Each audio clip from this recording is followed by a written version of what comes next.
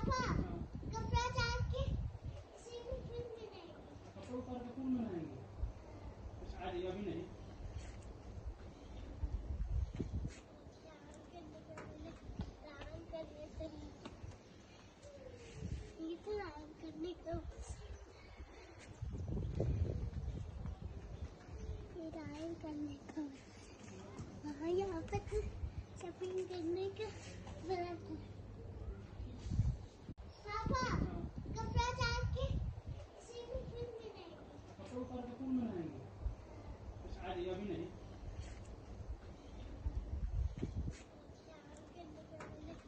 आराम करने से ये तो आराम करने को आराम करने को वहाँ यहाँ पे शॉपिंग करने का बड़ा था।